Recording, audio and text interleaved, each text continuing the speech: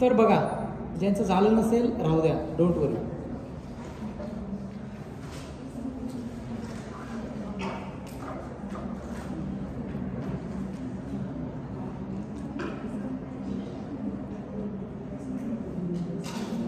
This is the diagram of diaphragm during inspiration and during expiration.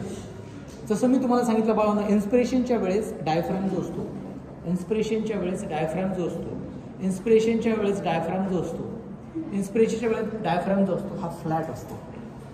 इन्स्पिरेशनच्या वेळेस diaphragm हा flat असतो. Basically diaphragm is a dome shape.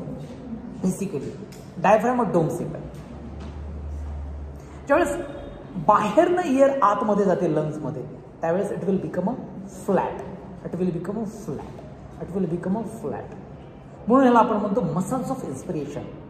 Number 1 diaphragm. Number 2 external intercostal. तुम्ही म्हणाल म्हणजे काय sir? बाळांनो, रिब्सला ज्या मसल्स अटॅच असतात, काही इंटरनल इंटरकोस्टल असतात ना, काही एक्सटर्नल. जे एक्सटर्नली अटॅच असतात ते एक्सटर्नल इंटरकोस्टल, काही इंटरनली इंटरनल इंटरकोस्टल. इथपर्यंत लक्षात आलं. आता पुढे बघा,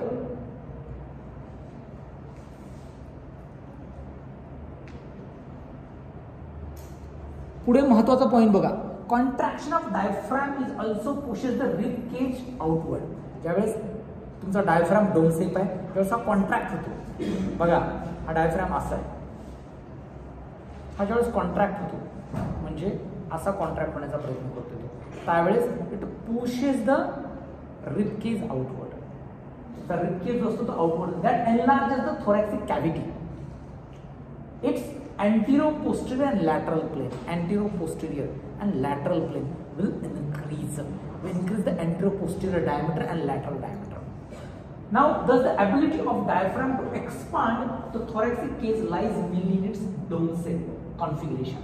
म्हणजे as per the requirement, this dome shape will become flat and again dome shape, flat and again dome shape. Now, during the quiet respiration, the diaphragm moves toward the abdomen by about 1 to 2 centimeter. Quiet respiration मध्ये तुमचा diaphragm जो आहे तो moves toward the abdomen 1 to 2 centimeter. However, during the forced inspiration, the descent of diaphragm occur by about 10 to 12 centimeter. Greatly increase the thoracic volume. म्हणजे तुम्ही आता quiet इन्स्पिरेशनमध्ये आहात. Quiet इन्स्पिरेशनमध्ये आता क्वाईट इन्स्पिरेशनमध्ये असताना तुमचा डायफ्राम फक्त 1 ते 2 सेंटीमीटर मूव्ह होणार आहे टुवर्ड द ॲबडॉमेन. तुम्ही तो फोर्सफुल इन्स्पिरेशन करणार असाल, ताकद लावून, तर 10 ते 12 सेंटीमीटर डायफ्राम खाली जाणार. 10 ते 12 सेंटीमीटर. क्लिनिकल सिग्निफिकन्स काय आहे? Inspiration is significantly compromising the following condition. Inspiration specifically.